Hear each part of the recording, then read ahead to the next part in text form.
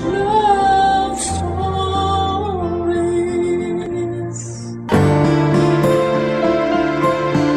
Nauubos ang pasensya ngunit hindi ang pagmamahal. Napapagod ang tao pero marunong pa rin naman silang magpatawad. Ikaw, kabarangay, handa ka bang magpatawad sa taong paulit-ulit kang ginawan ng pagkakamali? Dear Papa Dudut, magandang tanghali sa inyo at sa lahat ng mga kabarangay natin. Pabati na rin ang isang manigong bagong taon sa ating lahat. Itago niyo na lamang po ako sa pangalang Rosette. 32 years old at nagtatrabaho bilang audit officer sa isang international company na nakabase dito sa Makati. Avid listener na talaga ako ng programa ninyong Barangay Love Stories since pandemic at ngayon lang ako naglakas ng loob na mag-email ng aking istorya sa inyong istasyon. Bago ako magpatuloy ay gusto ko lang ding sabihin na ang pinaka-paborito ko sa lahat ng mga istorya na tinatampok ninyo ay yung pong tungkol sa pamilya. Relate kasi ako lalo na katulad ng iba nating letter sender ay hindi rin perpekto ang pamilyang kinabibilangan ko. Nakakalungkot lang dahil sa tingin ko ay pinakamalala na yung sa amin. At kung tatanungin ninyo ako kung gusto ko pa ba sila na maging pamilya sa susunod na buhay ay sasabihin ko talagang hindi na. Kahit na hindi na nga ako mabuhay kung meron pang susunod ay ayos na ayos lang. Magsisimula ang lahat noong 2018 kung saan ay paalis ang tatay kong itago na lang natin sa pangalang Noel para mag-OFW sa Italy.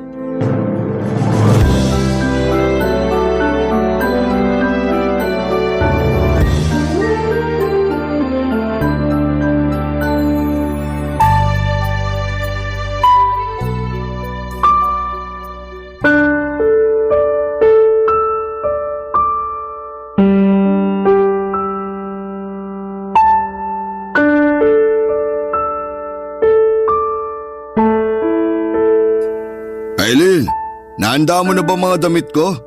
Yung mga isasama sa maleta, nalagay mo na ba? Oo, nilagay ko na. Talaga lang ha? Kung ayaw mo maniwala, ititignan mo. Titingnan ko talaga. Oh, wala rito yung paborito kong damit. Nandyan. Wala nga. Tingnan mo. Halika rito, dali. Ay teka, wag mo namang guluhin yung mga nakatupi. Paanong hindi guguluhin? Eh hinahanap ko nga rito yung sinasabi mong damit ko na nandito. Alin ba kasi yon? Oh, kita mo na? Wala talaga rito yung paborito kong damit. Kahit kailan ka talaga, wala kang kwenta. Sobra ka naman magsalita. Sobra raw. Totoo naman sinabi ko ah. Oh, pagbuksan mo yung kumakatok. Oo na. Anak, ikaw pala. May kailangan ka ba sa amin ng papa mo? Tatawagin ko lang po sana kayo para sabihin na nakapagluto na ako ng tanghalian natin. Kaya lang, hindi pa ako nakakalapit sa pinto naririnig ko na yung sigaw ni Papa. Ay, ganun ba? Wala yun. Nag-uusap lang kami. Anong nag-uusap? Hindi tayo nag-uusap kasi tatanga-tanga ka. Noel naman. Hindi mo ko dapat pinagsasalitaan ng ganyan sa harap ng anak natin. At bakit hindi? Nahihiya ka? Ewan ko sa'yo. Ano po bang problema? Yan kasing nanay mo, pinag-iimpake ko ng mga damit at gamit ko. Tapos hindi pa pala nalalagay yung paborito kong damit sa maleta. Sabi na nandyan na raw. Oh, nung hinanap ko, wala naman. Bakit kasi hindi na lang ikaw ang mag-empake para alam mo kung ano-ano yung mga ilalagay mo? Ayoko nga. Nakakatamad kayang gawin yan. Tsaka ikaw yung babae. Dapat ikaw gumawa niyan. Mali naman po yata yung katwiran niyo, Pa. Anong mali doon? Sige nga. Kahit na si Mama ang babae, kayo naman yung aalis. Siguro dapat, imbis na pagalitan niyo siya at pagsalitaan ng kung ano-anong masasakit at hindi magaganda, tulungan niyo na lang siya para alam niyo rin kung ano yung mga dadalhin niyo. Akala ko ba matalino ka? Po? Akala ko matalino ka. Kasi graduate ka naman ng kolehiyo at may maayos na trabaho. Pero bakit parang pulpul ka rin mag-isip katulad ng mama mo? Sobra naman po kayo magsalita. Hindi ako sobra. Kayo ng mama mo, masahol pa sa bugok mag-isip. Alam niyo, hindi na talaga tama yung pananalita niyo sa amin ni Mama, ha? Hindi porke tatay ko kayo, hindi ko na kayo papatulan. Sumusobra na kayo. Rosette, huwag ka nang sumagot. Bakit hindi po? Grabe magsalita yang si Papa. Akala mo kung sino? Hindi naman talaga ako kung sino sa pamamahay na to. Baka nakakalimutan mo na ako ang nagpapasok ng pera rito. Ako nga ang nagpaaral sa'yo at nagtaguyod sa pamilya natin. Bakit niyo po sinusumbat sa akin yan? Bilang padre de pamilya, responsibilidad niyo naman talagang buhayin kami. Aba, Totoo naman po yung sinabi ko. Saka baka nakakalimutan niyo rin. Simula nang makapagtrabaho ako, ako na ang nagbabayad sa lahat ng gastusin natin dito sa bahay. Dahil panay sideline lang kayo sa trabaho niyo sa auto supply. Kung kailan lang kayo sipagin, saka lang kayo pumapasok. Pasalamat na lang kayo kasi kaibigan niyo yung may-ari kaya hindi pa rin kayo tinatanggal hanggang ngayon. at sinusumbat mo naman sa akin ngayon yung bagay na yan? Bakit po hindi? Nauna kayong manumbat. Pwede ba tumigil na kayong dalawa? Yang anak mo ang pagsabihan mo. Iba rin tabas ng dila. Bastos. Akala mo hindi magulang kausap. Kung bastos ako, kanino pa ba ako magmamana? Sa inyo lang naman ako na bastos din. Anong sinabi mo? Ano ba? Hindi ba kayo titigil? Rosette, huwag mo na sabing sagot-sagutin ng papa mo. Si Papa naman po ang nauna. Kahit na. Kaya namimihasa siya na pagsalitaan tayo ng hindi maganda kasi lagi niyong pinalalagpas. Wala rin naman patutunguhan kung papatulan ko pa. Mabuti pa kumain ka na doon, Noel. Baka gutom lang yan. Mabuti pa nga kumain na ako kaysa makipag-usap sa inyong magnanay. Kumain ka na rin doon, anak. Tatapusin ko muna itong pag-iimpake ng mga damit ng papa mo. Ayaw ko pong kasabay kumain si Papa. Tutulungan ko na lang kayo dyan. Papadudot, hindi yun ang unang beses na trinato ng tatay ko ang aking nanay ng hindi maganda. At nalulungkot ako dahil parang hinahayaan lamang ni mama na ganon ang gawin sa kanyang pakikitungo ng magaling kong ama. Palibhasa ay hindi kami ang unang pamilya ni Papa. Pangalawa lamang kami matapos niyang makipaghiwalay sa una niyang kinasama kung saan ay nagkaroon sila ng isang anak, ang ate ko. Hindi ko na matandaan kung paano nagkakilala ang mga magulang ko, Papadudot. Basta sinabi lang ng nanay ko na hiwalay na ang tatay sa dati niyang kinakasama. Nabuntis siya sa akin at sa bunso naming lalaki at nagsimula na silang magsama. Kaya lang, umira lang pagiging babaero ng tatay ko. Ilang beses na namin siyang nahuli ng mama ko kaya naging on and off ang pambababae niya. At hanggang sa bago siya umalis noong 2018 para magtrabaho sa abroad. Malakas ang kutob ko na ang pinakadahilan ng pag-iibang bansa niya ay upang sundan doon ang babaeng korsonada niya sa auto supply na pinagtatrabahuhan niya.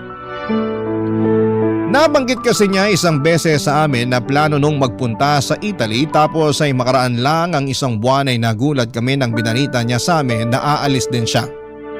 Mabilis na lumipas ang 4 na taon, 2022 na noon at ni minsan simula nang umalis si Tatay Papadudot ay hindi pa siya umuwi sa amin para magbakasyon.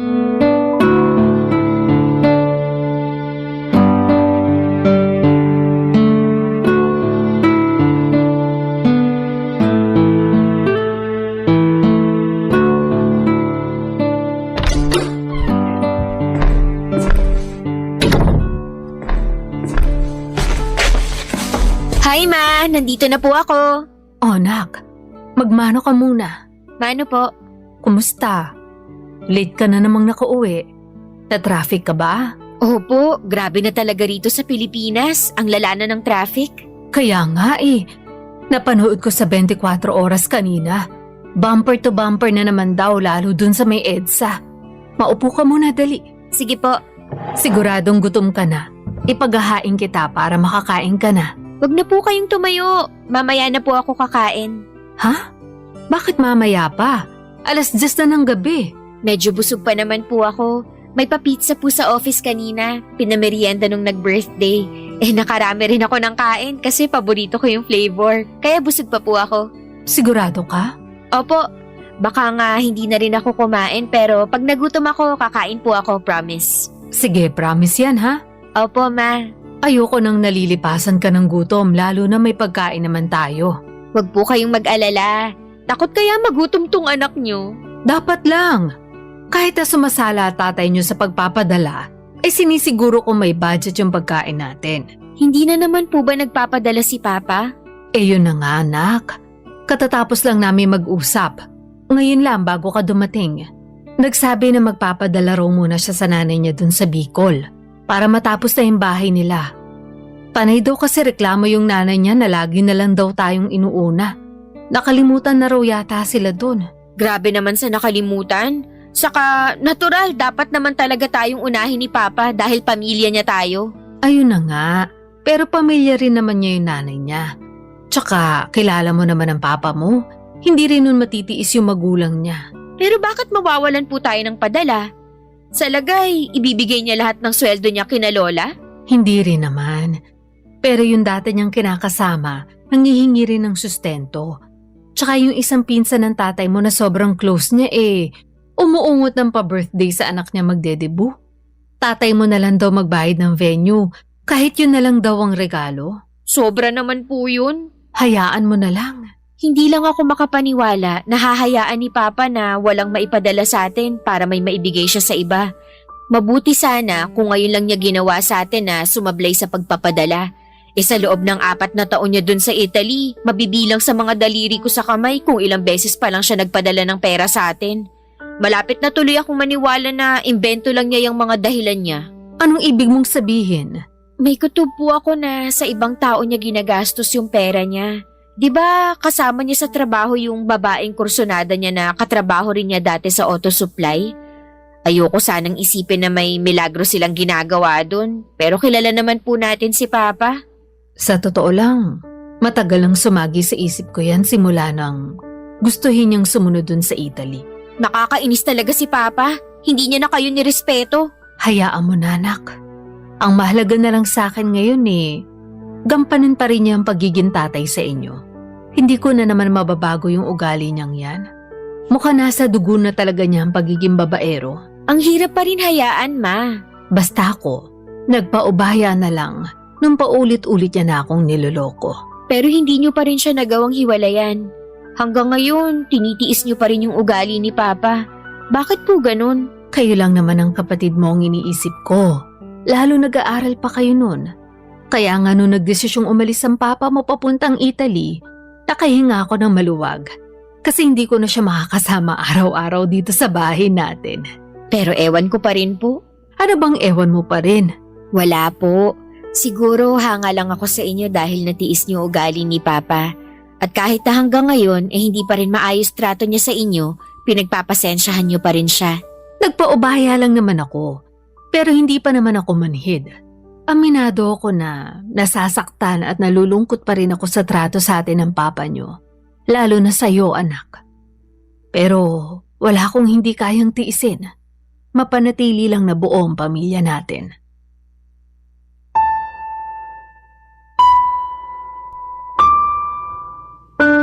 Papadudot awang-awa ako sa mama ko sa tuwing nagsasabi siya ng nararamdaman niya tungkol kay Papa.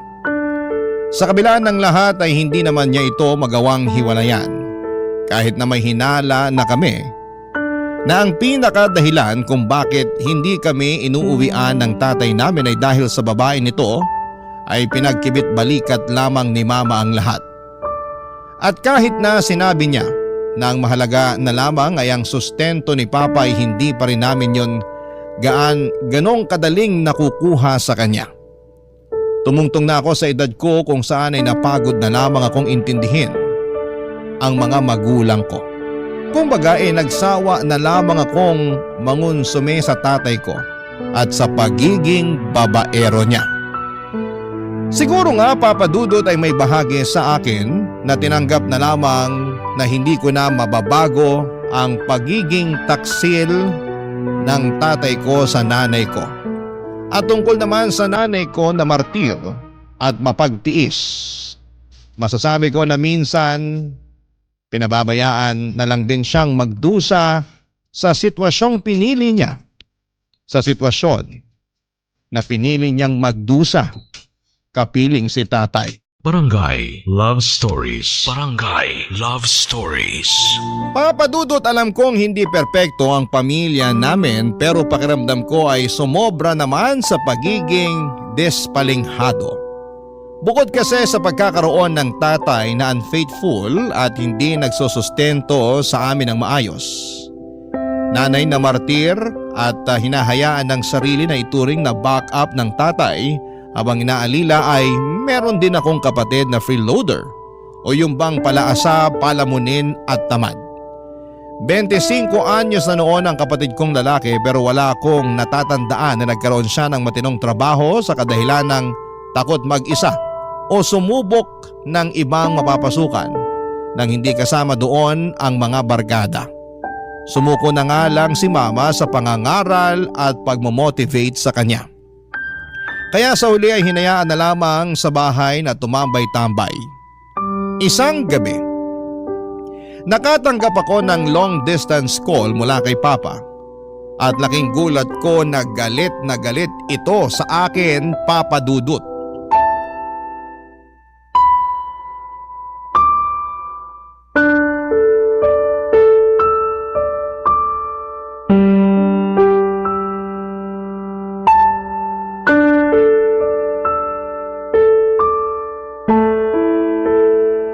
Ano yung sinumbong sa akin ng kapatid mo? Pinagalitan mo raw siya nung hindi siya nagsaing kagabi. Tapos nagagalit ka rin daw sa kanya at sinasabihan mo siyang tamad? Tamad naman po talaga siya eh. Saka sinong di magagalit na pati pagsasaing, inaasa niya pa rin sa amin ni Mama. Wala ba siyang mga kamay? Palibasa, sinanay niyo kasi. Anong sinanay kong pinagsasabi mo? Totoo naman ah, masyado niyong inispoil. Lahat na lang ng ginagawa niya tama sa paningin niyo. Ayan, nasanay. Parang wala nga ako natatandaan na pinagalitan o pinagsabihan niyo man lang yung kapatid kong yun. Kaya lumaking sutil at palaasa sa amin ni Mama. Oh, tapos ngayon nanunumbat ka na dyan. Hindi ako nanunumbat.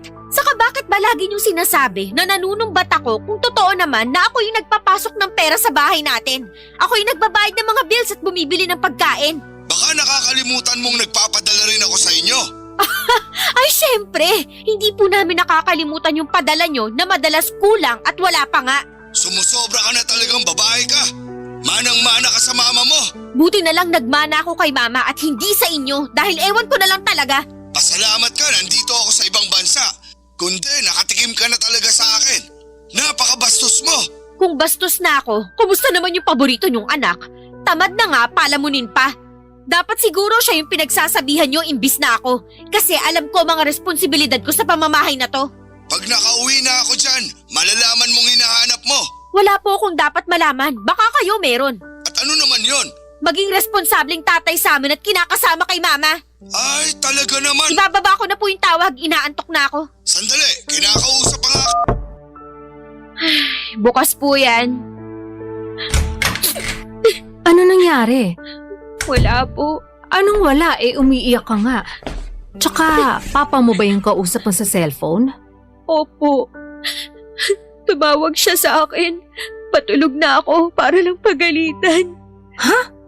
Bakit naman niya ginawa yun? Yung magaling ko kasing kapatid, nagsumbong lang naman kay Papa na pinagalitan ko raw siya nung hindi nakasaing kagabi. Totoo naman yun, nagalit ako dahil pag-uwi ko wala pang pagkain. Di ba, masama pakiramdam niyo nun. Tapos siya, busy lang sa paglalaro ng mobile games. Ako pagod din, galing sa trabaho. Gutom na ako noon, kaya nagalit ako. Ako naman na may kasalanan nun. Wala po kayong kasalanan. Sabi ko nga, masama pakiramdam niyo, di ba? Saka, alam naman niya yun. Palagi siyang nandito sa bahay eh. Ano, sa lagay, hindi niya napapansin? Ang hirap kasi sa kapatid ko, masyado niyong sinanay ni Papa. Lalo na si Papa, kasi paborito niyang anak yan. Hindi naman siguro. Ano pong hindi? Halatang halata naman kay Papa na palagi niyang pinapaboran yung kapatid ko. Pero pag ako, kulang na lang itakwil niya. Ano pang sinabi sa'yo ng papa mo? Marami. Puro masasakit. Pero hindi ko naman siya masisisi kasi sinagot ko rin naman siya. Kaya nga dapat na nahimik ka na lang. Hindi ko po kaya. Lalo na nasa katwiran ako, Ma. Oh, kaso nagkakasakitan kayo ng papa mo. Masakit naman na po siya magsalita, wala nang bago dun. Saka hindi po ako katulad niyo na kayang magpaubaya at magtiis sa trato niya sa akin. Sobrang unfair niya lang kasi. Mas kampi pa siya sa kapatid ko na tamad at walang pakiramdam. Noon pa lang kasi gusto na ng papa mo magkaanak ng lalaki. Kaya nga tuwang-tuwa yun nung sinilang ko yung kapatid mo. Nandun na po tayo. Pero anak din naman niya ako. Kaya sana pantay yung trato niya sa amin. Lalo na sa akin na palaging sumasalo sa kakulangan niya sa pamilya natin bilang padre de pamilya. Kaya nga di ko na rin napigilan pagsabihan siya na dapat maging responsable siya sa atin eh. Sinabi mo talaga sa kanya yon? Opo, para alam niya. Sa tingin ko, alam naman ng papa mo yon. Pero hindi lang niya matanggap. Alam niya pero wala lang talaga siyang pakialam. Ayos lang na hindi siya makapagpadala sa atin ng regular kasi may iba siyang sinusustentuhan dun sa ibang bansa. Saka nandito naman ako para sumalo sa mga pagkukulang niya. Pero hindi niya ba naisip na nakakapagod na? Paano na lang kung wala na ako? As in, ngayon mismo, paano po kayo ng tamad kong kapatid?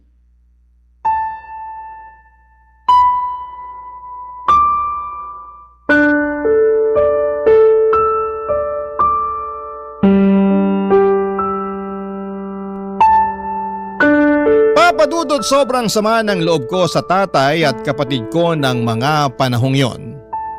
Para nila akong pinagtulungan. Masakit din sa akin na pinaramdam ng sarili kong ama na mayabang ako dahil may trabaho ako at tumutulong sa mga pangangailangan namin sa bahay. Pakiramdam ko tuloy na mga panahong yon ay napakawalang kwenta ko kahit na ginagawa ko naman ang lahat para itaguyod ang pamilya namin. Bagay na hindi nagagawa ng maayos ng sarili kong ama. Simula ng gabing yon ay nagising ang natutulog kong galit para sa tatay ko.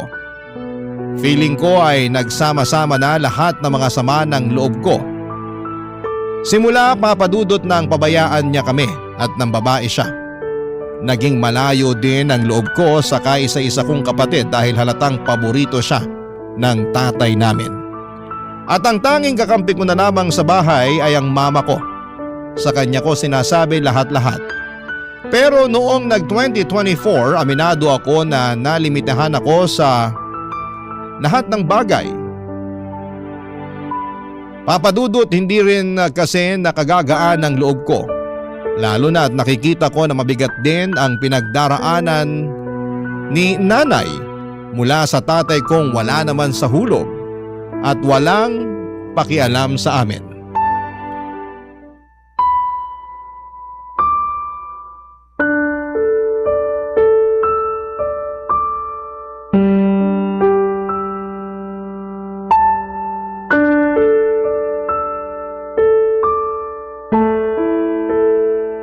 Anong gusto mong gawin ko, Noel? Hindi ko alam. Pati ba naman yung tinatanong mo pa sa akin? Wala ka bang sariling utak? Ano namang masama sa pagtatanong? Masama kasi lagi ka na lang ganyan. Ewan ko sa'yo. Tinatanong ka lang na maayos kung ano-ano nang sinabi mo sa akin. Gusto mo babaan kita ng cellphone?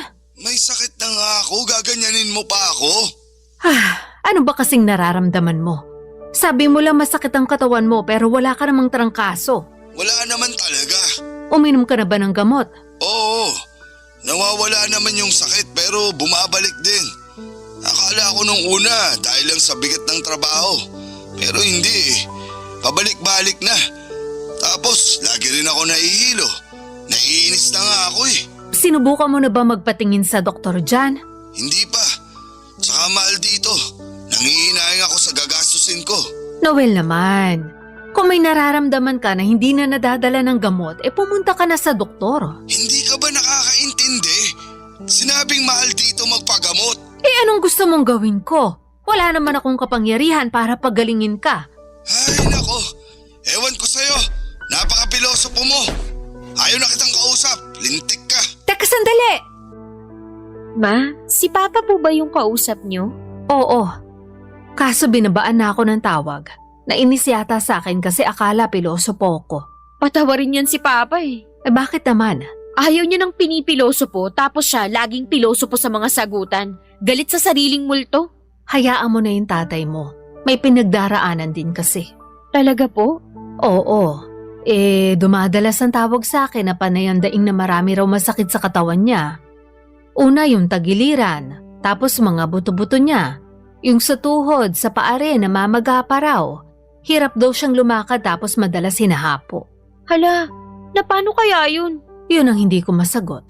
Ano pong sinabi niyo? Sabi ko magpatingin sa doktor doon para malaman kung ano nangyayari sa kanya. Kaya lang tong tatay mo nanghihinayang sa perang gagastusin. Mahal daw kaya ayaw. Ang pinag-aalala ko, pabalik-balik na yung nararamdaman niya. Hindi na kaya ng mga iniinom niyang gamot. Si Papa talaga oh. Mas maganda nga na makapagpatingin siya sa doktor para tama yung reseta niyang gamot. Hindi yung basta-basta lang siya umiinom, masama rin yun sa kidney natin. Kaya nga anak. Ay, sa totoo lang hindi ko na alam ang gagawin sa papa mo. Masyadong matigas ang ulo. Matagal naman na pong ganyan si Papa. Kaya lang, ewan sa dahilan niya na namamahalan siya, pero may pambigay siya sa babae niya doon. Parang hindi naman yata patas yun. Hindi naman natin sigurado kung sa babae nga niya napupunta lahat ng sweldo niya. Kahit hindi tayo sigurado, malakas pa rin po kutob ko. Tingnan nyo, ni minsan ba umuwi siya rito sa atin para magbakasyon? Hindi naman, di ba? Tapos, dyan sa pagpapadala, sala sa init, sala sa lamig. Kumbaga, panapanahon. Pero kapag may kailangan siya sa atin, lalo na sa inyo, akala mo kung sinong hari mag-utos. Ura-urada pa gustong gawin. Nakakainis na talaga si Papa. Pag naaalala ko yung mga ginawa niya sa atin, lalo lang nadadagdagan yung galit ko sa kanya. Kaya lang, tatay mo pa rin siya. Hindi ka dapat nagtatanim ng galit sa kanya. Kahit tatay ko siya, wala naman po akong maitanim na pagmamahal para sa kanya. Meron pala, pero pang-unawa na lang at malapit na ring mawala. Kundi dahil lang talaga sa inyo, baka matagal ko nang hindi kinausap si Papa. Hindi rin naman kita masisisi, pero tama na yung pagsasalita mo ng ganyan sa papa mo. May nararamdaman na ngayon dun sa ibang bansa. Hindi ko maasikaso kasi malayo siya sa atin. Sus, nandun naman yung babae niya. Bakit sa'yo siya nagpapaasikaso? Rosette naman. Sorry ma, naiinis lang talaga ako. Maawa ka naman sa papa mo. Sinusubukan ko naman po. Pero hindi ko lang mapigilang isipin na baka karma niya na yung nangyayari sa kanya ngayon. Papadudot matapos ikwento ni Mama ang madalas na pagtawag sa kanya ni Papa para ireklamo ang mga nararamdaman itong sakit sa katawan ay napabuntong hininga na lamang ako. Kita ko kasi na problemado ang mama ko. Bukod doon ay labis din ang pag-aalala niya sa tatay kong wala namang halos pakialam sa amin. Hindi ko lang magets na sobrahan na ba siya sa pagiging martir at nakuha niya pa talagang isipin ang kapakanan ni Papa kahit na ni minsan ay hindi naman ito naisip ang kapakanan namin. Papadudod siguro ay ganoon kapag umiibig ang isang tao. Nabubulag siya sa pagmamahal sa maling tao. Sa pagpapatuloy ng pagdaan ng mga araw ay lalong dumalas ang paglo-long distance call ni Papa.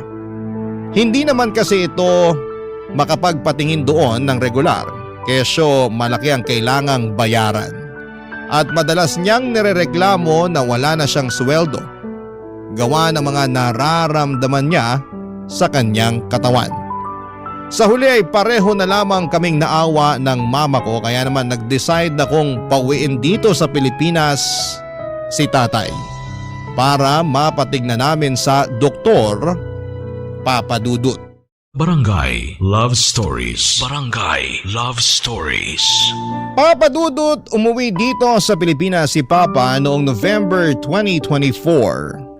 Pinagamot namin siya at natuklasan namin na may iba't iba siyang sakit na iniinda. Una na doon ay yung thyroid niya, diabetic din siya at may mga karamdaman tulad ng fatty liver. Mataas din ang kanyang uric acid. Kaya lagi niyang narereklamo na madalas ay sumasakit ang kanyang katawan. Hindi naman problema ang pampapagamot sa tatay ko dahil beneficiary ko siya sa insurance o yung HMO ng aming kumpanya. Kaya nga mas pinili niya na dito magpagamot para makalibre siya. Pero ang usapan, babalik pa rin siya sa abroad. dahil hindi pa naman siya tuluyang nag-resign sa pinagtatrabahuhan niya. Kahit nagalit ako sa tatay ko ay aminado akong naaawa ko sa kanya, lalo na ng mga panahong personal ko nang nakita na umaaray siya sa mga masakit na bahagi ng katawan niya. Kita ko rin ang panlulumo niya matapos naming matuklasan sa mga examination at laboratory test na ginawa sa kanya ang mga sakit niya. Naisip ko nga na hindi magiging madali ang gamutan ng tatay at tama ako dahil marami-rami ring gamot ang nireseta sa kanya ng doktor niya, Papa Dudut.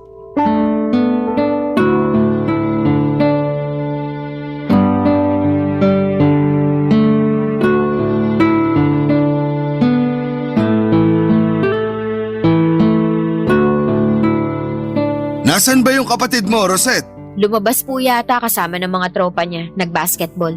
Ganun ba? Tama lang yun, para ehersisyo na rin sa katawan. Naalala ko nung kabataan ko, ganyan-ganyan din ako. Oo nga, pero bata ka pa rin naman. Bata pa nga, kaso marami nang iniinda. Pero nagagamot pa naman daw, sabi ng doktor, di ba? Kailangan mo lang sundin yung payo nila. Tsaka inumin yung mga gamot na nireseta nila. Ayoko nang inumin yung mga gamot na yan.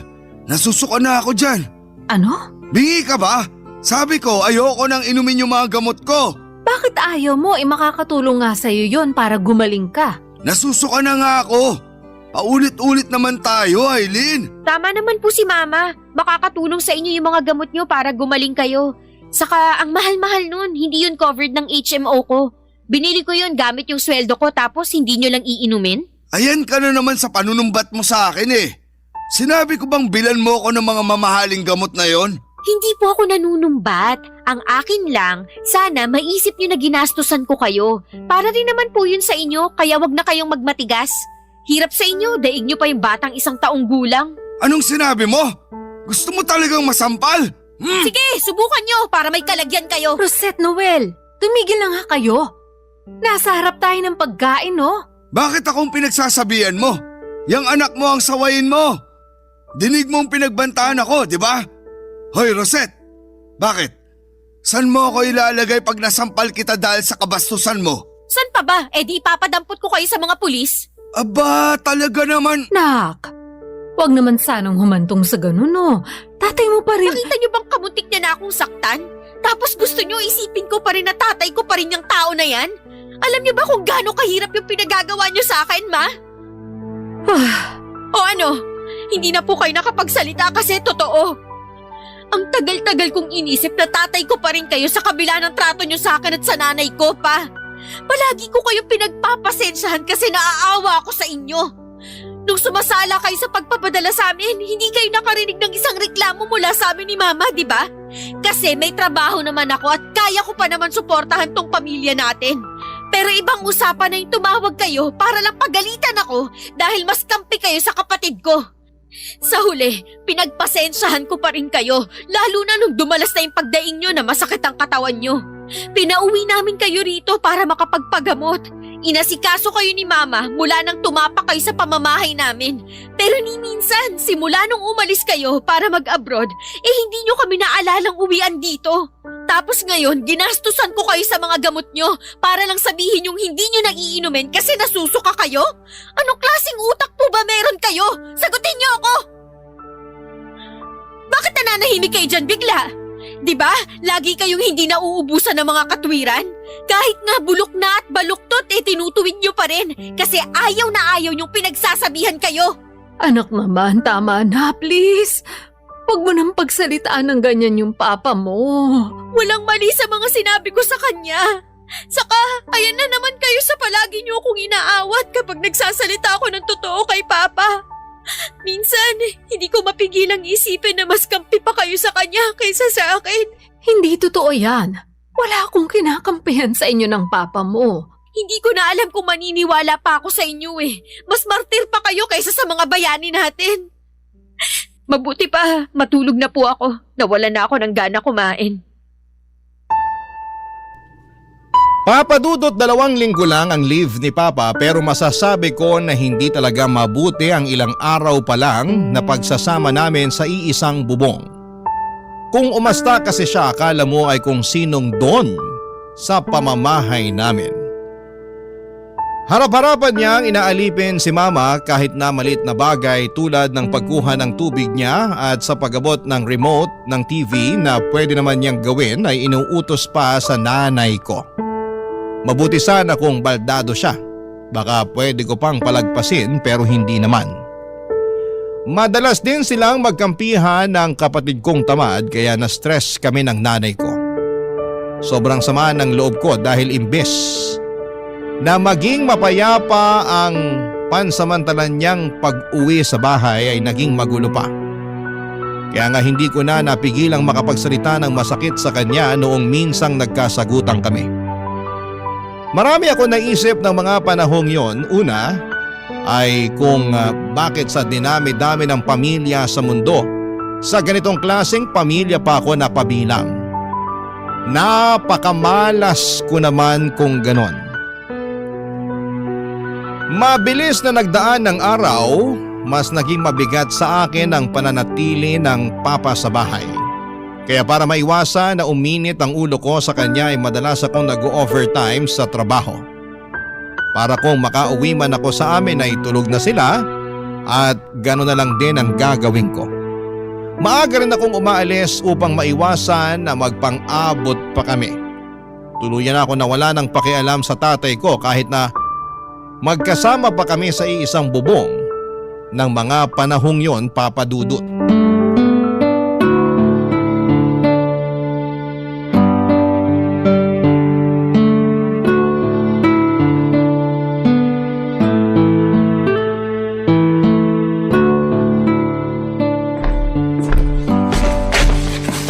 Kararating mo lang ba, anak? Ma? Opo, kararating ko lang po. Pero bakit gising pa kayo? Hinintay talaga kita. Galing lang ako sa CR. Tapos narinig ko parang may nagbukas ng pinto. Kaya naisip ko na ikaw na agad yan. Okay po, pero bakit niyo po ako inantay? Gusto sana kitang kausapin. Pero kumain ka na ba? Kung hindi pa, ipaghahain kita. Wag na po, kumain na po ako. Tara po, upo muna tayo sa sofa para makapag-usap tayo. Sige. Tungkol saan po ba yung pag-uusapan natin? Napapansin ko kasi na madalas late ka nang umuuwi. Tapos maaga ka aalis. Hindi ko alam kung nakakakain ka pa ba ng mabuti. Kasi hindi na kita napaghahandaan ng baon lalo sa umaga. Sa gabi hindi mo naman kinakain yung mga pagkain na tinira ko sa iyo. Nag-aalala lang ako sa iyo, Rosette. Sorry po, Ma. Tungkol sa bagay na yan, kumakain naman po ako. Madalas nga lang sa office at lagi lang po ako umu-order kahit na magastos. Bakit nga? Pwede naman kitang ipaghandahan ng baon mo. Ayoko lang po na gawin nyo yun. Nagtatampo ka pa rin ba sa akin? Sa amin ng papa mo? Sa totoo lang, opo. Sinadya ko po na magpalit ng uwi at umalis ng maaga para hindi ko kayo makita at makausap. Hanggang ngayon kasi masama pa rin ang loob ko sa inyo. Naiintindihan ko naman. At alam ko malaki rin talaga yung pagkukulang at kasalanan namin sa iyo ng papa mo. Opo, pero syempre hindi ko pa rin naman po kayo kayang tiisin. Nagtatampo ako sa inyo pero namimiss ko pa rin kayo. Lalo ka na, Ma. Kasi ikaw lang naman talaga yung kakampi ko rito sa bahay natin. Kahit na minsan kinukonsinti mo si Papa at yung kapatid ko. Alam ko, ikaw pa rin yung pwede kong asahan na malalapitan pag kailangan ko. Oo naman. Sinabi ko sa iyo nung bata ka pa na hindi mo lang ako mama. Best friend mo rin ako. Kaya dapat lang na magsabi ka sa akin ng mga nararamdaman mo. Natatandaan ko nga po yan, pero may aaminin po ako sa inyo. Ano yon? Hindi na po ako masyadong nagkukwento sa inyo. Sinarili ko na lang po yung nararamdaman ko dahil wala rin namang magbabago. Kahit na magreklamo pa ako sa inyo ng paulit-ulit tungkol sa ugali ni Papa, hindi niyo pa rin naman siya hihiwalayan eh. Alam ko sa kabila ng ugali niyang yun, mahal na mahal niyo pa rin siya. Hindi naman mahal na mahal. Siguro mahal lang kasi meron kaming pinagsamahan at may mga anak kami. Kayo yun ang kapatid mo. At saka naaawa ko sa sitwasyon ng papa mo ngayon. Tingnan mo, hindi nga siya maasikaso ng mga taong tinulungan niya minsan. Pati nung babae niya dun sa Italy kung totoo man na may relasyon sila. Sa atin pa rin siya umuwi at tayo pa rin ang kailangan niya. Pero di ba ang unfair nun? Kasi pag masaya yung nangyayari sa kanya, ibang tao kasama niya. Pag malungkot at mahirap, sa atin siya pumupunta. Unfair nga, pero siguro ganun na lang ang papel natin sa buhay ng papa mo. Kaya nga hindi rin kita masisi nung pinagsalitaan mo siya na masakit. Sa tingin ko natauhan din naman siya, pero hindi lang niya kayang aminin. Yan ang hirap kay Papa, masyadong ma-pride. Oo, at kahit na siya pa ang magmukhang masama, hindi niya ibababa yung pride niya. Pero wag ka mag-alala, kinuusap ko na naman siya. Ano pong pinag-usapan niyo? Marami. Sinumbat ko sa kanya lahat-lahat ng mga hinanakit at sama ng loob na kinimkim ko. Simula pa lang nung araw na nagloko siya. Sinabi ko rin ang mga kapabayaan niya sa atin. Wala na akong pakialam kung may nararamdaman siya kasi mas matalas pa rin naman ang dila niya kung makapagsalita sa atin. Kahit na may sakit siya. Ano pong sabi ni Papa? Wala, natahimik. Tapos nun umalis na ako para maligo. Grabe, iba pala sa pakiramdam kapag nailabas mo lahat ng mga kinikimkim mo. Nung matapos ako maligo, nakita ko nagluluto ng tanghalian. Gulat nga ako kasi hindi naman niya yung ginagawa simula nung umuwi siya rito sa atin. Kung ako yung nakakita, baka magulat din ako. Pero hindi po ba kayo natakot? Natakot saan? Kasi baka nilagyan niya ng lason yung pagkain niyo matapos nung lahat-lahat ng mga sinabi niyo sa kanya. Sobra ka naman. Biro lang po. Pero masaya po ako na sa wakas nasabi niyo na kay Papa yung mga bagay na dapat niyang marinig mula sa inyo. Oo nga eh. Naisip ko na lang na kung magbabago siya, edi mabuti. Kung hindi, mabuti pa rin. Dahil hindi tayo naging kasing sama ng ugali niya. Lalo ka na anak. Sa kabila ng mga pagtitiis mo sa papa mo. Salamat na rin kasi may anak siyang katulad mo. Sana ma-realize ni Noel kung gaano siya kaswerte sa'yo. Papa Dudut, hindi ko napigilang maluha sa huling sinabi ni Mama. Nakagagaan ng puso na para bang bigla na lamang naglaho yung tampo ko sa kanya noong mga nakarang araw. Pagkatapos naming mag-usap, pinaghain niya ako ng hapunan kahit na busog pa ako ng mga oras na yon. Pinilit kong ubusin yung niluto ni Mama para sa akin. At aminado ako na naiiyak talaga ako sa bawat subo ko. Kinabukasan, sakto walang pasok kaya nag-decide ako na ilabas sila ni Papa. Himala naman at tumigil na sa pagreklamo ang tatay ko at kahit na nandun pa rin yung pagiging ma-pride niya, ay nasasaway na siya ni Mama. Yun ang unang beses na lumabas kami bilang isang pamilya. Sa kasalukuyan ay nakabalik na sa Italy si Papa at tuloy-tuloy naman ang pag-inom niya ng maintenance medicine niya. Palagi rin kasi siyang minomonitor ni Mama. Nag-aaway pa rin sila lalo na at hindi pa rin mamatay-matay ang isyo ng pambababae ni Papa. Pero hindi na lamang masyadong dinidibdib ng mama ko yon. Kaya nga para pansamantala niyang makalimutan ang sakit sa ulo na hatid ni Papa ay nilalabas ko na lamang siya para malibang. Oo, nakakainis kasi parang tumatandang paurong si tatay. Pero ayoko namang guluhin ang buong buhay ko sa pangungon sumi sa kanya. Mas nakafocus ako ngayon kay nanay at sa sarili ko at tungkol naman sa kapatid kong bunso ay freeloader pa rin siya. At walang ambag sa bahay kundi ang magreklamo. Buti na lang at hindi pa siya nakakabuntis dahil baka palayasin ko na talaga siya. Maraming salamat po Papa Dudut sakaling mapili po ninyong i-area ang storya ng buhay ko. Ang masasabi ko lang sa mga kapwa ko breadwinner at pareho ng pinagdaraanan sana ay mas maging magaan ang susunod na taon para sa atin. Dahil deserve nating maging masaya at mabuhay sa isang stress-free environment. Hanggang dito na lamang po ang sulat ko. God bless and more power sa Barangay Love Stories. Ang inyong forever kapuso at Barangay Rosette. Barangay Love Stories. Barangay Love Stories. Ako, gigil na gigil talaga ako sa nangyayari sa kwento natin. O ikaw, kabarangay, kumukulo rin ba dugo mo?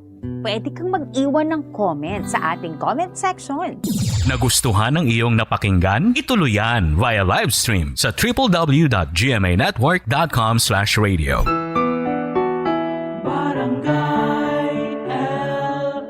In Mega Manila, 97.1.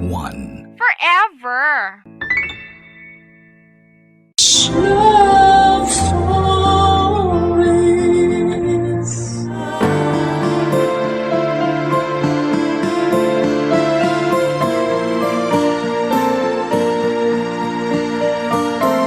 Bunsod ng masalimuot nating henerasyon, tila nagbago na rin ang hugis at konsepto ng pamilya ngayon.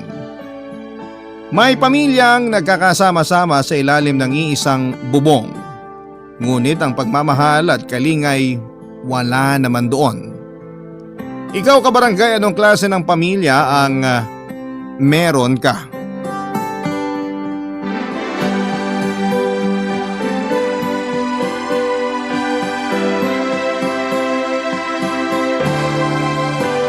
Dear Papa Dudut, isang pagbati po sa inyo at sa mga nakikinig ngayong araw. Isa po ako sa mga masusugid ninyong taga-subaybay. Dahil matanda na po ako at madalas nang nasa bahay ay limangan ko na po ang pakikinig ng Barangay Love Stories sa radyo. May kalabuan na rin po ang mata ko kaya nagpatulong ako sa apo ko sa pagsulat nito.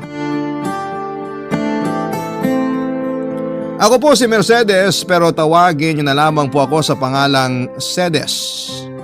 68 anyos na at tubong Bataan.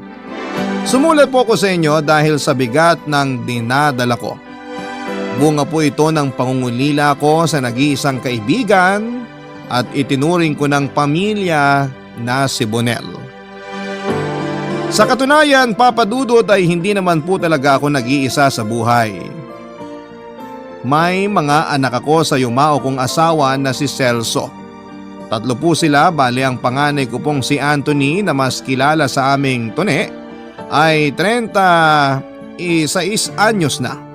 Ang sumunod naman na si Lily ay 32 anyos na. At ang bunso kong si Dondon ay 30 anyos na. Sa kanilang lahat, yung bunso ko na lamang po ang hindi pa pamilyado. Sina Tone at Lily naman ay pareho ng may sariling pamilya.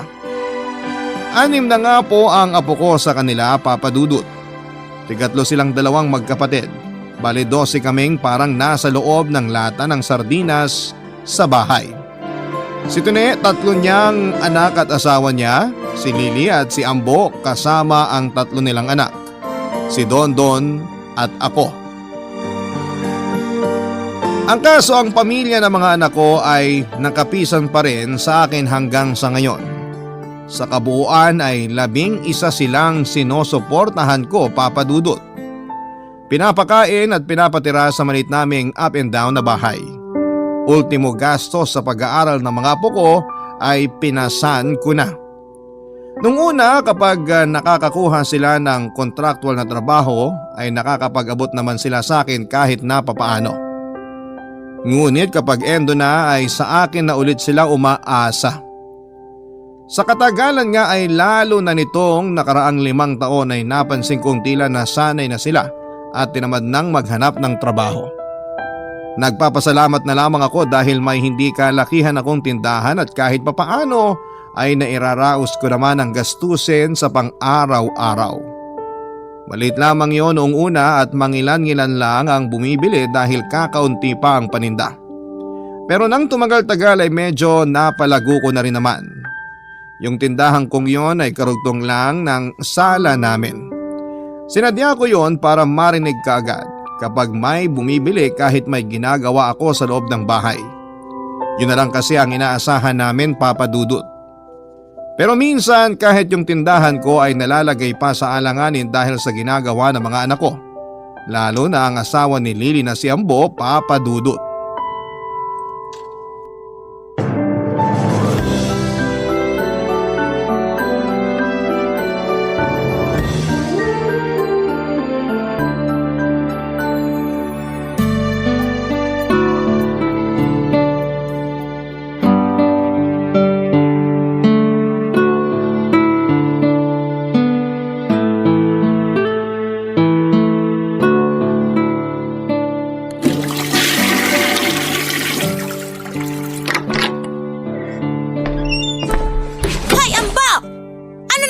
tinatago mo dyan sa likuran mo?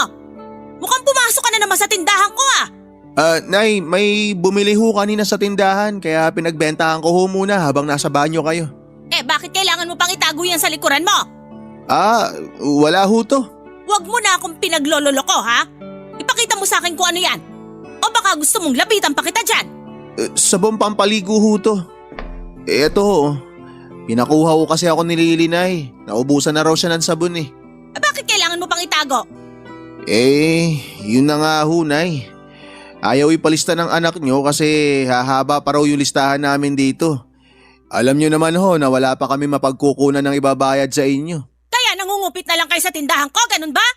Dahil hindi pa kayo nakakabayad sa siyam na papaya soap na kinuha nyo, hindi na muna kayo pwedeng umutang sa tindahan ko. Akin na yan!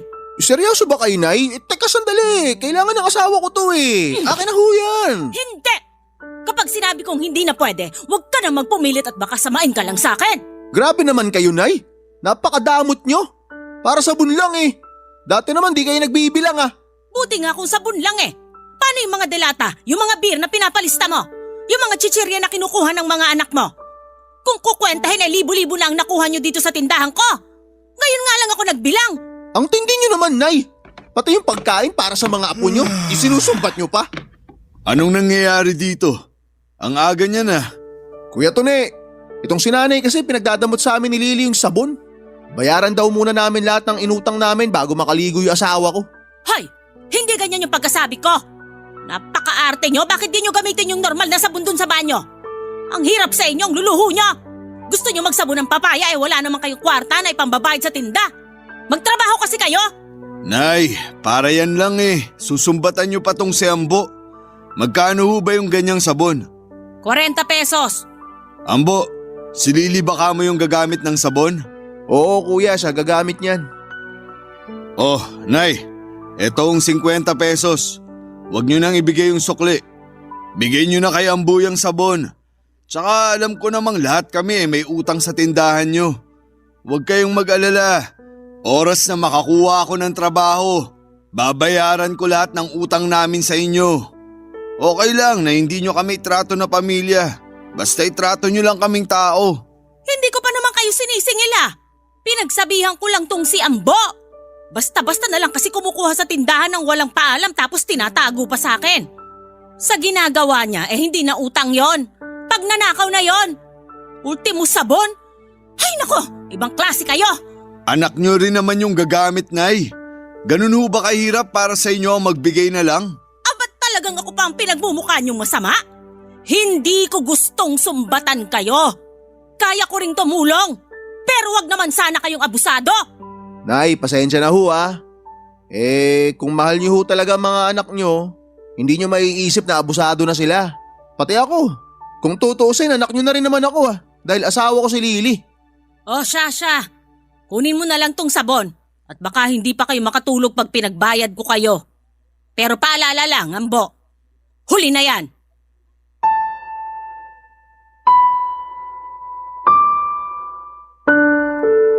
Papadudot, normal na araw na para sa amin ang ganong klase ng mga tagpo. Yung paulit-ulit silang mangungupit sa tindahan pagkatapos ay tatalakan ko naman. Sila na ang nagkamali pero sa huli palagi pa rin ako ang masama. Minsan kahit silang magkakapatid ay nagkukupitan at nagbabangayan din. Natatahimik lang ang bahay namin sa gabi kapag tulog na silang lahat. At kadalasan sa mga gabing hindi ako dinadapuan ng antok. Hindi ko maiwasang isipin kung bakit kami umabot sa ganong klase ng sitwasyon. Lihim ko na lamang na hiniling noon na sana'y magkaroon din ng katapusan ng kaguluhan namin sa bahay. Bago na mayapa ang asawa kong si Celso ay hindi naman ganong kahirap ang pamilya namin, Papa Dudut. Dating family driver si Celso at noong mga panahon na yon ay medyo nakakaluwag-luwag pa kami.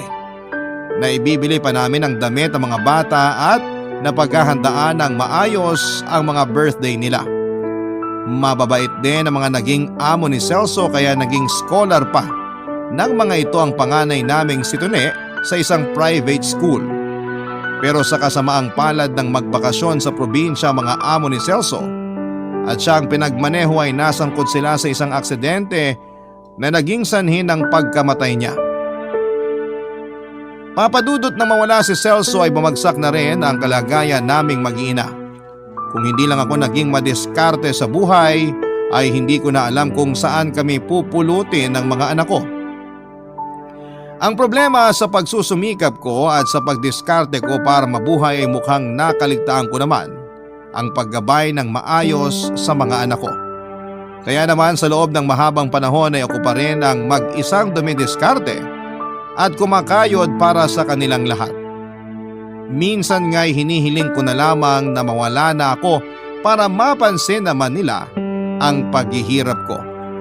Baka sakaling sa ganong paraan ay maturuan naman sila ng leksyon at matuto ng magbanat ng buto, Papa Dudut.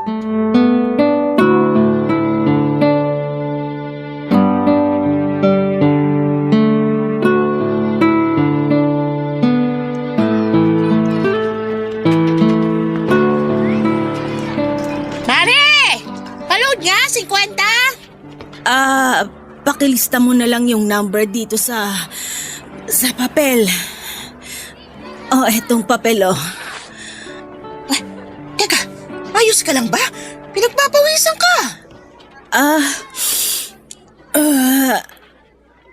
Medyo... Sus Mario Joseph Sedes! Teka, papasok na ako dito, ha? Ano bang nararamdaman mo? Inaalta presyon ka na yata. Gusto mo bang dalhin na kita sa ospital, Pakikuha sa ibabaw ng ref yung garapon ng gamot ko. Ikukuha na rin kita ng tubig, ha? Huwag na, Vicky. May tubig ako dito. Siya, sige. Kukuha na lang ako ng gamot, sandali.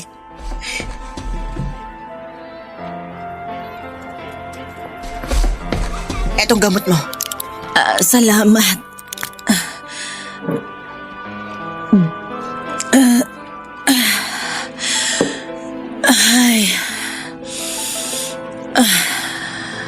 Okay na ako. Anong okay? Baka kailangan mo pa rin magpatingin sa doktor. Yung maintenance mong gamot, paubos na rin. Halika.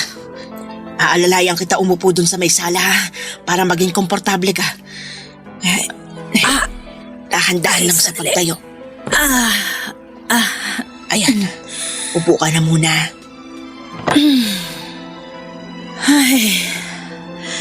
Ay, salamat, Maring Vicky. Mabuti na lang at nagkataong nagpapaload ka. Wala yun, ano ka ba? Pero yung sinasabi ko kanina, Mare, ha? Seryoso ako ron. Kailangan mo pa rin magpatingin sa doktor, ba? Hindi biro yung alta presyon. Yung pinsan ko, yan yung ikinamatay. Ikaw naman, gastos pa kasi yun. Tsaka walang magbabantay dito sa tindahan. Sayang naman yung kikitain kahit saglit lang isasara. Di pagbantayin mo yung mga anak mo. Pampira. Malakas pa sa kalabaw yung mga yun tapos di ka man lang tinutulungan magbantay dito sa tindahan? Ay, hindi ko maaasahan yung mga yun. Bakit di mo naman kasi disiplinahin yung mga anak mo? Kaya tatanda na, puro mga walang silbi. Ultimong mga apo sa iyo inaasa. Dinig na dinig ko kayo sa loob ng kwarto. Grabe naman kayo makapagsalita sa amin, Aling Vicky. Ano bang alam nyo? Bakit? Totoo naman Kayo yung walang alam, hindi ako. Munti ka nang atakihin itong nanay nyo rito, wala pa rin kayong kamalay-malay. Mga pabaya kayong anak. Ano bang binubunganga nyo dyan? Makatala kayo di naman namin kayo kaano-ano. Tsaka hindi lang si nanay yung may nararamdaman. Ako, may diabetes ako Tapos yung isa kong anak, mahina ang baga. Kaya naman pala tanggap na lang ng tanggap itong nanay nyo kasi di kayo nagpapatalo. Makalayas na nga rito. Baka ako pang atakihin dahil sa'yo. Mare, uwi na ako Pasensya ka na, Mare, ha? Tsaka salamat uli. Wala yun. Sige na, baka di ako makapagpigil. Bugahan ko ng apoy ang anak mo. Kita nyo nang ginawa nyo, Nay? Hindi na kayo na konsensya. Sarili nyo mga anak, sinisiraan nyo pa sa iba. Anong klase kang ina? Hindi ko na alam kung saan ako lulugar sa mga anak ko, Papa Dudut. Noong una'y pinabayaan ko lamang sila kahit batid kong nawawala na sila ng respeto sa akin. Akala ko kasi noon ay kusa silang magbabago, makokonsensya at mahihiya sa mga sarili nila kapag ginawa ko yon. Pero kabaligtaran ang mga nangyari at lumala pa lalo ang sitwasyon. Tuwing tinatalakan ko naman sila ay walang nagpapatalo ni isa sa kanila. Kahit nga labag sa kalooban ko na sumbatan sila ay para lang sana kahit papaano ay tablanan ng kahihiyan ay ginawa ko na rin. Si Lily naman sa halip na sawayin niya ang asawa niyang si Ambo, sa pambabastos sa akin ay sinuportahan pa niya ito. Si Dondon ay madalas ay tahimik lang pero tulad ng mga kuya nito ay isa ring nangungupit sa tindahan. Sinubukan ko namang ayusin ang relasyon naming mag-ina pero sa huli lumayo lang ang loob nila sa akin. Sa totoo lang, mabigat sa dibdib ko tuwing binibilangan at kinekwentahan ko sila ng mga utang nila sa tindahan. Para bang pinupunit ang konsensya ko noon tuwing sinisit ako sila sa pagkuha ng mga kailangan nila. Lahat ng yon ay kinikimkim ko at mas piniling wag na lamang pagsabihan. Yun ay dahil kahit na 12 pa kaming nagsisiksikan sa bahay, Papa Dudut, pakiramdam ko ay nag-iisa pa rin ako noon. Barangay Love Stories. Barangay Love Stories. Papa Dudut, habang nagkakalayo ang mga loob namin ay ramdam kong napupuno rin kami ng galit para sa isa't isa. Galit na hindi ko na alam kung saan nagsimula. Galit na palala lang ng palala. Nung una ay araw-araw akong nananalangin sa Panginoon na sana'y hilumin niya ang puso ng mga anak ko. Napukawin niya ang kanilang mga konsensya para magbago at magsikap na sa buhay. Taimtim akong nananalangin na magkaroon ng himala at magbago pa ang pakikitungo namin sa isa't isa. Bilang isang ina, ay yun na yung pinaka masakit na naranasan ko sa kanilang mga anak ko. Kumapit ako sa katiting na pag-asa.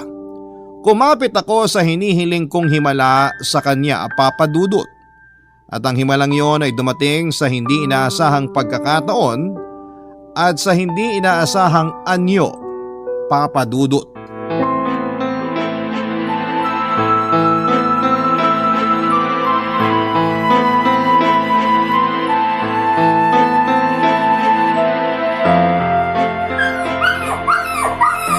Iabot mo nga sa akin yung tubo dun sa gilid ng bahay, Ambo. Makakatikim sa akin ngayon tong aso na to. Buisit na aso yan. Wala na nga tayong maibili ng bagong tsinelas eh. Nginat-ngat pa. O eto kuya, hatawin mo na yan. Pulutanin natin mamaya. Buti pa nga. Mas mapapakinabangan natin to kung pupulutanin na lang. Ilang araw din nating pagsasaluhan to. Dali, kunin mo yung kable dun sa likod bahay. Uhuliin natin to. Hoy! Hoy! Ano yan? Bakit niyo pinagmamalupitan niyang aso? Walang kamuwang-muwang yan! Kung kayo kaya ang itali ko, ha? Oh, kalma nay. Huwag na nga kayo makialam dito. Ayaw nyo yun? Di na kami uutang ng pulutan namin sa tindahan nyo. Eto na oh, pulutan na yung lumapit sa amin. Kahit anong putahe pwede, di ba kuya? Oo nga, ibigay nyo na to sa amin, Nay. Aba! Hindi niyo ba alam na bawal yan at pwede ko kayong ipabarangay? Mga tinamaan kayo ng lintek! Hindi kayo nag-iisip! Mga buwiset! Napakaano nyo rin nay. Di talaga kayo nagsasawa sa kabubunganga nyo eh no? Aso lang yan. Paubayan nyo na sa amin. Tsaka kakauwi nyo lang ah. High blood na kayo agad? Tumahimik ka, Ambo! Ayusin mo yung pakikipag-usap mo sa akin, ha? Kung kausapin mo ko parang tropa mo lang natambay sa kanto, wala ka talagang respeto. Kapag hindi nyo tinigilan yung asong yan, magkakasubukan tayo! Eh alam nyo bang ginawa ng asong yan? Kahit ano pang ginawa niyan, hindi pa rin tamang saktan nyo at malaking pangkatayin. Mga wala kayong puso! Makasalita naman kayo. Sinira ng asong yan yung mga tsinelas namin. Buti sana kung ibibili nyo kami ng bago. Eh sigurado naman ako natatalakan nyo lang kami gaya ng ginagawa nyo ngayon. Sige, papalitan ko yung mga nasira nyong tsinelas. Tigilan nyo lang yung asong yan. Yon! Ganyan sana lagi, Nay. Madali lang naman kaming kausap eh. O sige, sa inyo na yung aso. Basta, ayoko nung tigsa 50 lang na tsinelas sa palengke ha. Yung pwedeng pamorma yung bilin nyo. Abat may kondisyon ka pa? Ako Ako nang bahala kung anong tsinelas ang bibiling ko sa'yo. Huwag ka nang mag-inarte. Saka ka na bumili ng pangporma mo kapag may trabaho ka na. Ano ba yan, Nay? Tsinelas na nga lang ipapabili. Baka mamaya yung mabilis lang din naman masira. Bagong tsinelas o yung inatngat ng aso? Pumili ka. Labo nyo naman kausap. Kahit yung tig-100 man lang sanang tsinelas. Ay, o siya, sige. Tigi 100 na kung yun ang gusto mo at para matapos na rin tong usapan na to. Alis na! Iwan nyo na yung asong yan. Ako nang bahala dyan. Matapos kong iligtas ang kawawang aso sa kamay ng anak kong si Tune at ng manugang kong si Ambo ay pinaamo ko yon. At matapos pakainin ay ginawan ko ito ng maayos na tulugan. Marungis, mabaho at gutom na gutom yung aso, Papa Dudut. Kinabukasan naman ay pinaliguan ko ito at siniguradong walang pulgas at garapatas sa katawan. Matapos kong paliguan ay saka ko lang napagtanto na yung mga itim sa balahibo nito ay dumi lamang na nanuyo na roon. Nang malinisan ay doon ko lang nakita ang tunay na kulay ng balahibo ng aso. At kulay puti ito. Dahil sa angkin nitong kaputian ay nagdesisyon akong pangalanan siyang Tala. Kasi puti. Kasing puti siya ng bituin sa langit. Nung una ay ingat at nag-aalangan pa ako sa kanya dahil baka bigla na lamang siyang mangagat. Sa isip ko sa tinagal-tagal niyang palaboy-laboy sa daan at pinagmamalupitan ng mga tao ay baka naging matapang siya at naging agresibo na. Pero iba si Tala. Sa katunayan, sa unang pagkakataon na nilapitan ko siya para pakainin ay naging maamo kaagad siya sa akin. Para bang alam niya na ako ang nagligtas sa kanya sa tiyak na kapahamakan. Sabi nila nararamdaman daw ng aso kung ang kalooban ng isang tao ay mabuti at masama. Kapag mabuti ang kalooban mo ay maamo din sa iyo ang isang aso. Kapag malupit ka ay magiging agresibo din siya sa iyo. Bago ako magpasyang kupkupin na lamang si Tala ay nagtanong-tanong muna ako sa barangay namin kung meron bang nawawala ng alagang aso. At nung wala namang naghanap ay nagpasya na ako na alagaan siya at doon ko na rin sa bahay pinatira. Akala ko ay magiging agresibo siya sa mga anak ko pero kinagulat ko nang makita kong gaano kalambing si Tala sa mga ito. Doon ko lang naisip na si Tala ang paraan ng Panginoon para ipaalala sa akin na hindi ako dapat magpabulag sa sama ng loob at galit na nararamdaman ko ng mga panahong yon, Papa Dudut.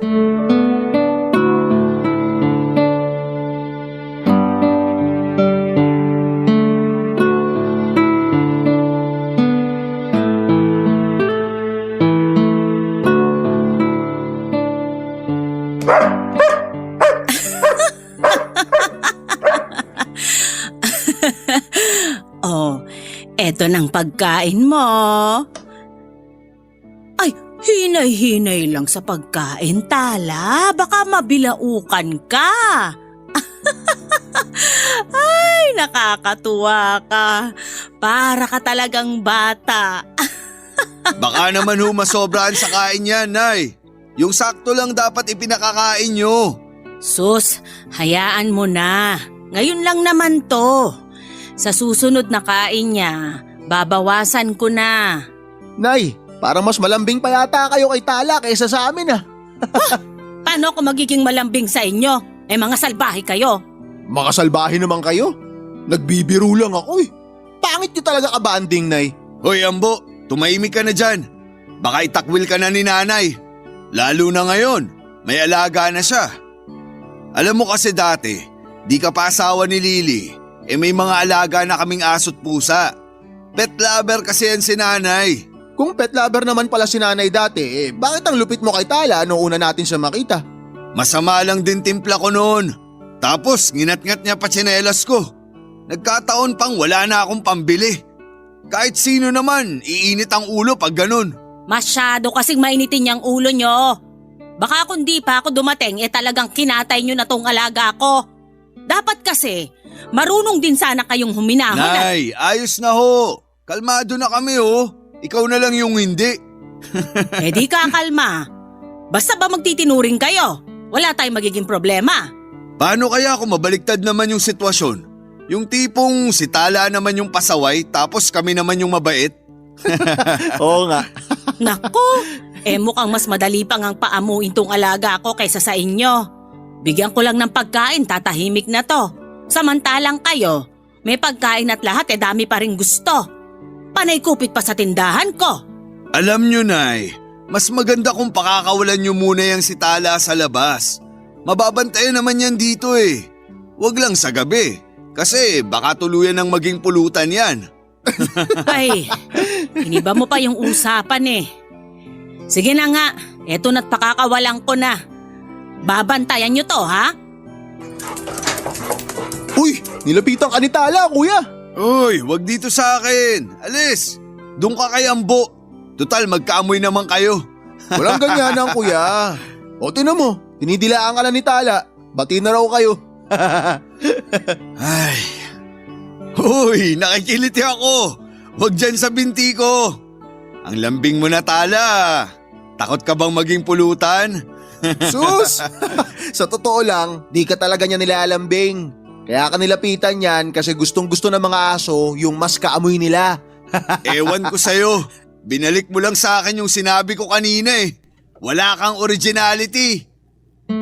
Sa wakas ay parang dinidinig na nga ng Panginoon ang panalangin kong magkaayos kaming mag-iina sa pamamagitan ni Tala. Bagamat maila pa rin kami ng mga anak ko sa isa't isa ay nagkaroon naman ng katahimikan sa bahay. Nagagawa na nila makipagbiruan sa akin paminsan-minsan. At kapag meron akong ikakagalit ay binabaling ko na lamang ang atensyon ko kay Tala para gumaan ang kalooban ko. Gayunpaman ay masasabi ko na mas kumakalma na at mas humihinahon kami ng mga anak ko sa loob ng bahay. Sa unang pagkakataon ay nakalimutan kong 12 na kaming nagsisiksikan sa bahay na kung tutuusin ay dapat ay mas naging maingay at mas sumikip pa ng husto nang idagdag ko pa si Tala sa aking mga kargo. Siya yung ika-12 miyembro ng aming pamilya. Mula nang makasundo siya ng mga anak ko ay sa loob na rin siya ng bahay natutulog. Dumating din sa punto na hinahayaan ko na si Tala na malayang makipaglaro sa mga apo ko. Pakiramdam ko tuloy noon ay parang itinataboy lahat ng kalambingan at kagiliwan ni Tala ang mga mabibigat na elemento sa aming bahay. At pagkatapos ng mahaba-habang panahon ay umaliwalas ng muli ang dati magulo naming tahanan. Nagsimula nang magbago ang lahat at naging masaya ang lahat sa loob ng bahay namin, Papa Dudut. Barangay Love Stories. Barangay Love Stories. Papa Dudut, lumaki ang mga anak ko na meron kaming mga alagang aso at pusa. Pareho kasi kami ni Celso na mahilig sa mga hayop. Mukhang naipasa pa nga namin yon sa mga anak namin maliban na lamang kay Tone. Ngunit nang mawala na si Celso ay nabulabog ng pagluluksa ang kahirapan ng dating magiliw naming pamilya. Apektado rin doon yung mga alaga naming hayop noon. Yung ibang aso namin ay namatay dahil sa napabayaan at yung iba naman ay pinamigay ko na lamang kesa mamatay na lamang sa gutom. Bagamat tanggap na ni Tone si Tala, alam ko na hindi pa rin gaanong kalambot ang puso niya para sa isang hayop. Kaya hindi ko inaasa sa kanya ang pag-aalaga. Bukod sa mga apo ko, si Dondon ang madalas na nakakalaro ni Tala sa bahay. Nung una ay ayaw din ito sa alaga ko pero kalaunan ay unti-unti na rin niyang nagustuhan dahil tunay namang malambing si Tala. Nang dumating si Tala ay tila pinukaw niya ang alaala ng mga lumipas at masasayang sandali sa lugar na itinuring naming tahanan. At alam kong naramdaman din niyo ng mga anak ko. Dahil doon ay umasa ako na simula sa araw na yon ay tuloy-tuloy na ang paghilom ng alita naming mag-iina, Papa Dudut.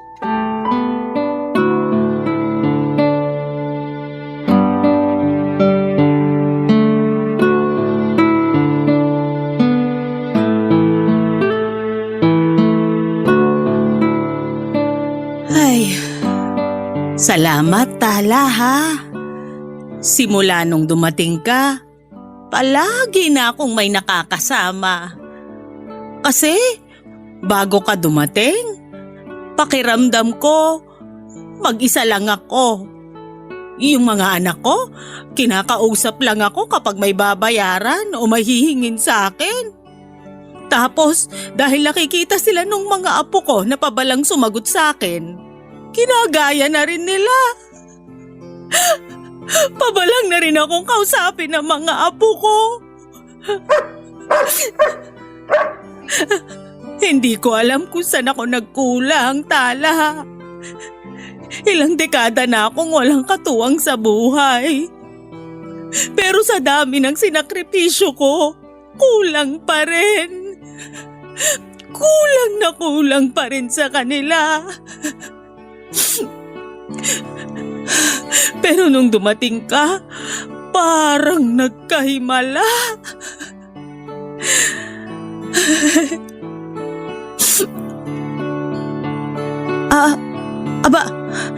Teka, Tala. Ano to? Parang may bukol ka sa leeg. Ay, hala! Ang laki nito ah! Ay, ano ko? Masakit! Nay, pautang nga ho. Kumuha ka na lang dun sa tindahan. Hindi ho panindan nyo yung kailangan ko. Pera. Kailangan ko ng pera. Ano? Saan mo naman gagamitin? Basta, pairam na lang ho ng 7,000. 7,000? Abay, ang laki nun ah! Ipang-i-invest ko dun sa negosyong inaalok sa akin ng kumpare ko. Anong negosyo na naman yan? Wala akong pera. Nay, sige na. Baka may pwede kang maibenta dyan. Sige na oh. Baka pagkakataon ko na para magkapera. Baka dahil dun, makatulong na rin ako sa inyo. Anong investment na naman ba yan? Networking na naman ba yan? Nung huli 20 milyong inutang mo sa akin ah. Ni piso walang nakabalik. Nay, sige na. Nararamdaman ko, dito na ako yayaman. Kahit doblehin ko pa yung ibabayad ko sa inyo. At saka kakatayo pa lang ng kumpanya. Jackpot yun. Ay, pag-iisipan ko. Dadaling ko muna tong si Tala sa veterinaryo. Veterinaryo? Walang iya. Ako ang tagal-tagal nang hindi nakakakita ng ospital. Tapos yung aso, isang kibot lang, ipapaveterinaryo agad? Bakit ba nakikialam ka? Hindi naman ikaw yung gagastos para sa kanya. May nakapa akong bukol sa leg niya at tuwing nahahawakan ko, dumadaing tong aso. Delikado na to. Pag aso, ang bilis nyo mag-alala. Pag sa amin ang mga anak nyo, mauuna pa yung talak bago… Bakit? Pinabayaan ko ba kayo? Ayaw ko nang manumbat kasi alam ko ibabalik nyo lang din naman sa akin lahat ng sasabihin ko. Tapos ako'y magmumukhang masama. Talagang kayo ang magmumukhang masama ngayon. Uunahin nyo pa yung aso na di nyo naman alam kung saan nanggaling. Kesa sa akin na gumagawa ng paraan para magkapera tayo. Kung kaya mo naman palang gumawa ng paraan para magkapera, bakit hindi mo rin gawa ng paraan yung pang-invest mo? Hindi yung lahat na lang sa akin. Ayan na naman kayo eh. Alam nyo, Nay, salamat na lang ho. Wala naman kayong kwentang utangan eh. Nakakawalang gana kayo. Yan! Ganyan yung ugali mo pag di ka na pagbibigyan. Pero kahit anong sabihin mo, hindi talaga ako magbibigay. Mangutang ka na lang sa iba. Buwisit! Ayon sa doktor ay may tumor daw si Tala. At bukod pa roon ay nakitaan din siya ng maraming sakit. Dahil na rin siguro sa pagpapalaboy-laboy niya ng matagal sa lansangan. Pati na rin sa pag-inom ng maruming tubig at pagkain na galing sa basurahan. Sa labis na pag-aalala ko ay pinaopera ko kaagad si Tala, Papa Dudut. Inabot nga ng 15,000 ang bayarin sa ospital. Nagsangla ako ng alahas at itinago ko ang lahat ng yon sa mga anak ko. Pinalabas ko na lamang na inilapit ko sa munisipyo ang pagpapagamot kay Tala. Hindi kasi kaya ng konsensya ko na basta na lamang pabayaan ang alaga kong yon. Naniwala kasi ako na may dahilan talagang Panginoon, kaya pinagkaloob siya sa akin. At laking pasasalamat ko naman nang maging maayos na ang kalagayan niya. Bumalik na ang dati niyang sigla at malayan na muling makipagkulitan sa mga apo ko. Pero isang linggo lamang matapos makabalik sa bahay si Tala ay isang trahedya naman ang naganap, Papa Dudut.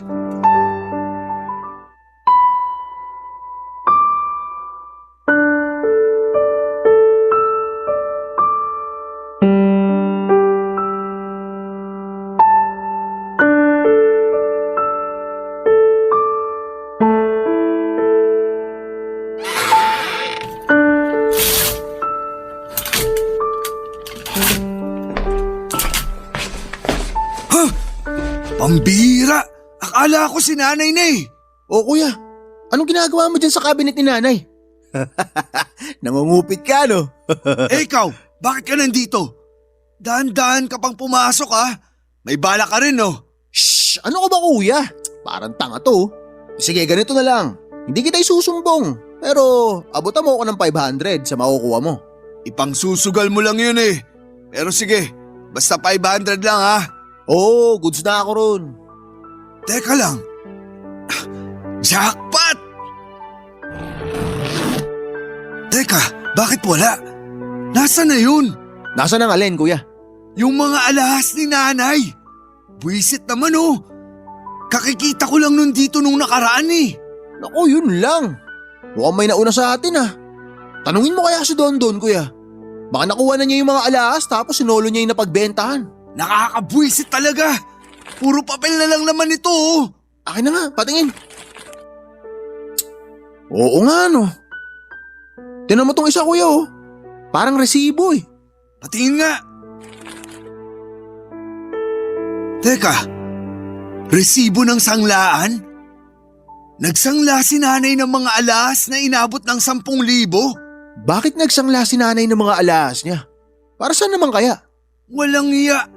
Alam ko na, yung aso. Oh, saan ka pupunta, kuya? O, teka sandali, samahan kita. Daan-daan lang sa pagbaba ng hagdan, baka maaksidente pa tayo eh.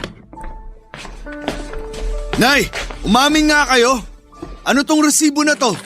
Nagsangla kayo ng alahas para sa pagpapagamot sa lintik na aso na yan, no? At paano naman napunta sa'yo yan? Pinakailaman mo na naman ba yung cabinet ko? Hindi yun ang punto. Yun yung punto. Iibahin mo na naman ang usapan.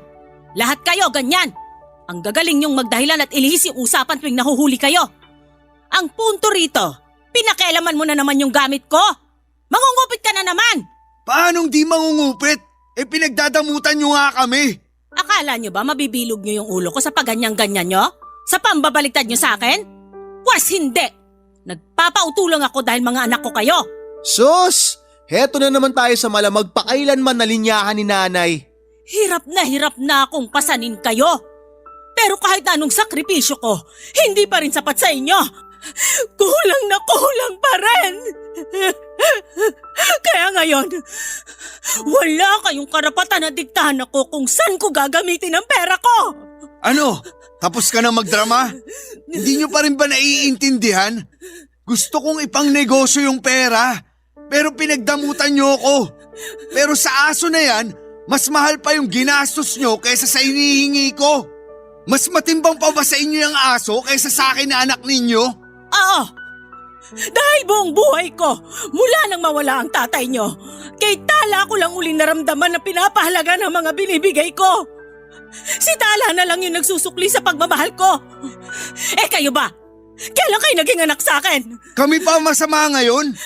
Walang hiyayang aso na yan. Halika nga! Sige, dispatcha mo na yan, kuya. Mas mabuti na rin yun nang wala Dito nga, tayong dito ticket sa ka. pagkain dito. Ambo! Pigilan mo si nanay! Mga hayop kayo! Ay, hayaan niyo na si Kuya Tone. Huwag na kayo magulo. Ibalik mo sa akin yung aso ko! Dahil sa aso na to, pinagdamutan nyo na kami. Eh di ba nga sinagip nyo lang to sa amin ni Ambu dati? Buti nga pinagbigyan pa namin kayo eh. Sana pala matagal na namin pinulutan to. Akin na si Tala! Mawawala kayong puso!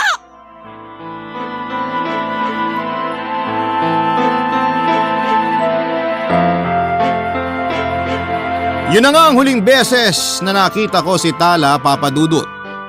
Ang sabi nito ne ay iniligaw lamang niya ang aso ko at 5 buwan akong hinahanap si Tala at kung saan-saan na rin ako nakarating. Pero hindi ko pa rin siya natagpuan. Dahil din sa depresyon ay muling humina ang resistensya ko. Pero nilakasan ko ang loob ko. Nagpatingin ako sa doktor at alam kong walang magandang idudulot sa akin kapag nagpatalo ako sa kahinaan ng sandaling yon. Noong araw na ginawa sa akin yon ni Ambo at Tone ay tuluyan ng nawalay sa akin si Tala. Gustong gusto ko nang layasan ang mga anak ko, Papa Dudut, ngunit yung pag-aalala sa mga apo ko ang pumipigil sa akin. Kung meron mang himalang nangyari siguro ay yung napalapit ako sa mga apo ko. Kasi kahit sila ay napalapit na rin noon sa alaga ko at napamahal na rito. Kaya nang mawala ito ay pare-pareho kaming nakadama ng matinding lungkot. Ilang gabi ring iyak ako ng iyak kasama ang mga bata mula nang mawala si Tala. Naisip ko na lang noon na hindi ko sila pwedeng pabayaan sa mga magulang nila, Papa Dudut. Lalo na't parehong hindi mabuti ang asal ng mga anak kong sina Lily at Tune. Hindi ko kasi lubos maisip kung paano na lamang yung mga apo ko habang lumalaki sila sa poder ng ganong klase ng mga magulang. Isa pa, hindi man magbago ang mga magulang nila, ay umaasa ko na kahit sa mga apo ko man lang ay maitama ko yung naging pagkukulang ko sa paggabay sa mga anak ko. Sa ngayon, Papa Dudut, ay hanggang dito na lamang po muna ang kwento ko. Nais ko na rin po sanang kunin ang pagkakataong ito para manawagan sa inyong mga tagapakinig. Kung makakita kayo ng pag-alagala na lalaking aspin, kulay puti yung balahibo, may collar na blue na may nakalagay na pangalang Tala at malambing sa tao, sana'y ipaalam nyo kaagad sa akin. Maraming salamat po sa pagbabahagi nito, Papa Dudut, at gayon din sa pagkakataong ibinigay sa akin ng Barangay LS na maitampok sa Barangay Love Stories para mapakinggan ang kwento ko dito sa programa ninyo. Palagi pa rin akong makikinig at mag-aabang sa mga bago ninyong kwento. God bless and more power sa Barangay Love Stories at sa inyo, Papa Dudut, ang inyong forever kapuso at kabarangay, Sedes. Nagustuhan ng iyong napakinggan? Ituloy yan via live stream sa www.gmanetwork.com/radio. Barangay LS 97.1 for